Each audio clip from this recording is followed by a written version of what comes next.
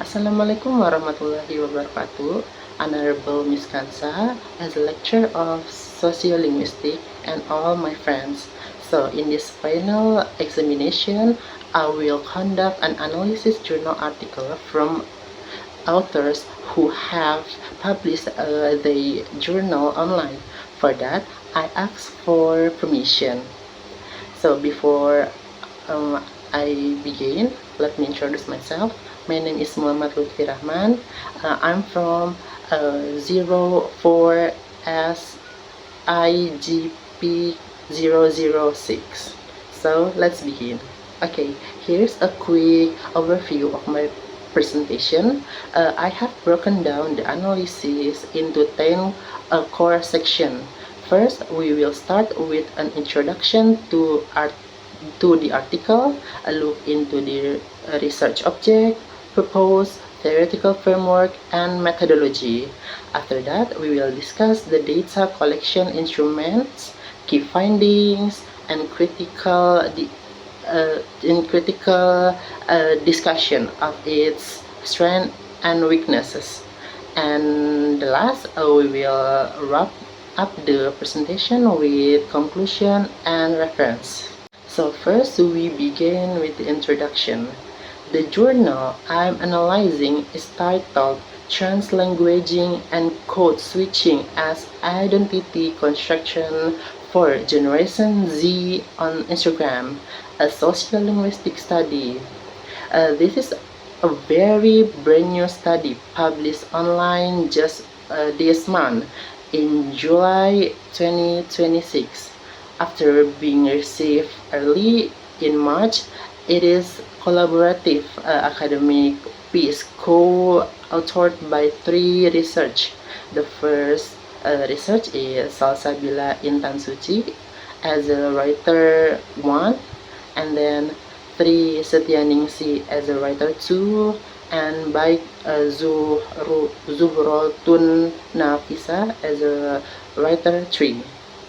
Moving on to the research object and data, the object of the study is the phenomenon of translanguaging, which refers to the flexible use of multiple linguistic resources and code switching within Instagram captions. The data consists of 10 bilingual Indonesian English captions. These were carefully extracted from the Instagram posts of 10 verified blue-check Indonesian public figures and influencers who belong to Generation Z, which mean individual born between 1997 until 2012. Move to the research purpose. The core purpose of the research is to investigate these translanguaging and code switching habits on Instagram instead of seeing it as just a random linguistic habits. The researchers frame it as a deliberate and strategic communication tool that Generation Z uses for online self-presentation and digital identity construction. To analyze the data, the study synthesizes three major theoretical frameworks. First, the study used Poplex grammatical framework 1980. This is applied to identify and classify the specific structural types of code switching found in the caption, such as intersentential, intrasentential, and text switching. The second theory by Holmes Sociolinguistics 2013. This help analyze the social motivation behind the language choices, explain how language constructs specific digital persona like a modern identity, global identity, and personal branding.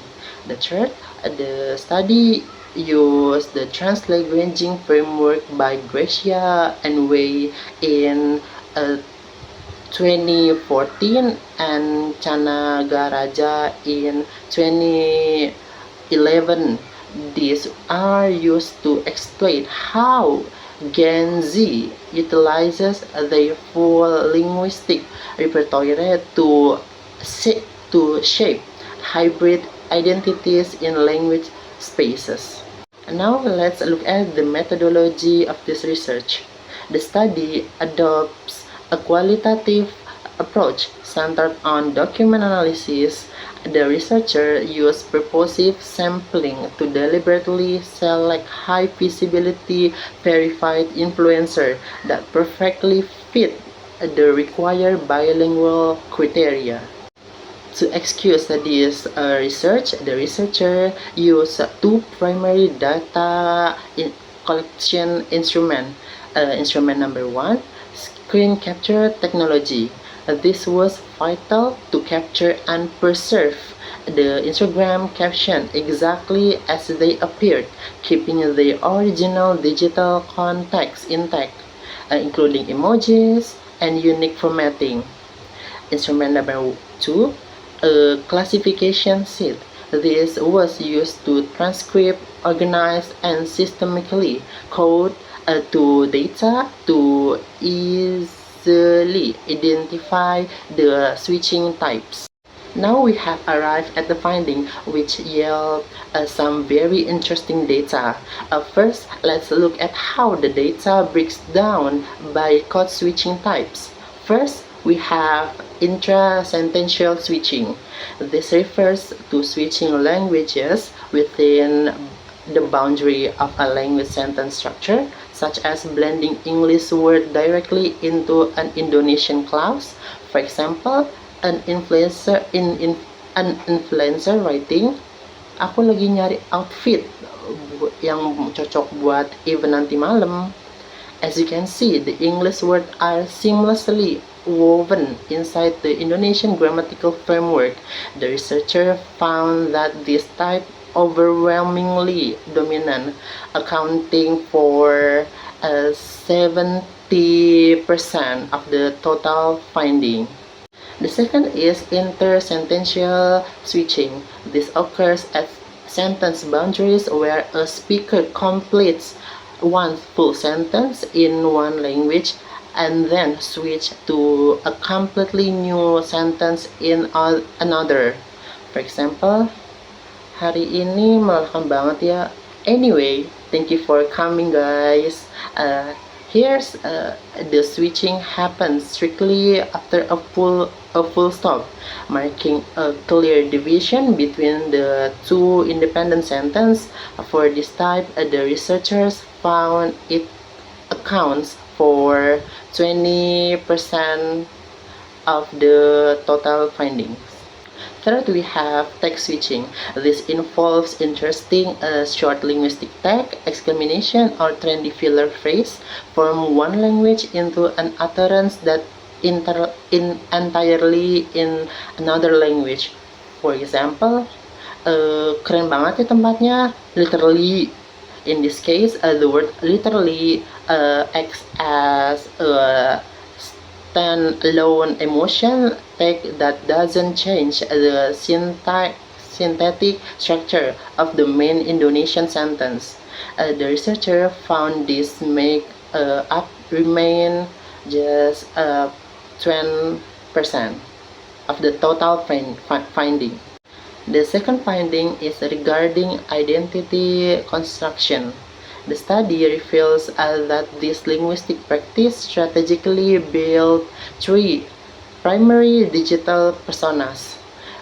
First, modern identity is the most dominant at 40%, while global identity and persona branding follow equal at just 30% per each. Now, let's move on to the discussion section where I will critically evaluate the strengths and weaknesses of the study. Let's start with strength first. What makes this research impressive is its comprehensive theoretical framework. The authors didn't just use one theory. They successfully combined complex grammar, Holmes' sociolinguistic, and modern translanguaging frameworks together. This combination allows for a very deep and qualitative analysis of how code switching directly functions as a strategic tool for Gen Z to build their identity online. Plus, it addresses a very fresh contemporary issue in social media communication that we see every day. However, we also need to look at its weaknesses or limitations. The most obvious weakness is the small sample size. The researchers only analyzed 10 Instagram captions, which highly limits how generalizable these findings are to the, the broader, the broader population. Furthermore, because the data only comes from verified blue-check public figure, the results might not accurately represent the daily language habit of ordinary, non-famous Gen Z users. Lastly, images, videos, or the comment section, which are also a huge part of Instagram identity. Okay, this is the last part of my presentation, which is conclusion.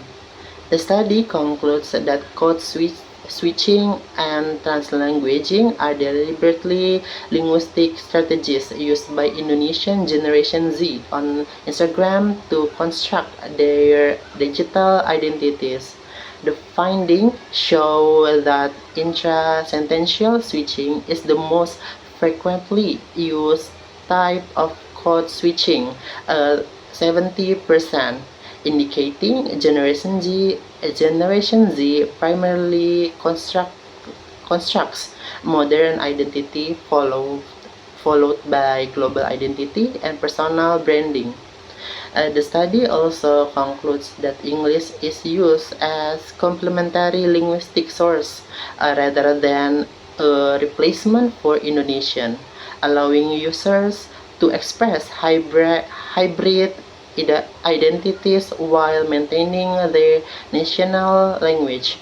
Overall, code switching and translanguaging function as important tools for self-presentation, audience engagement, and identity construction in digital communication.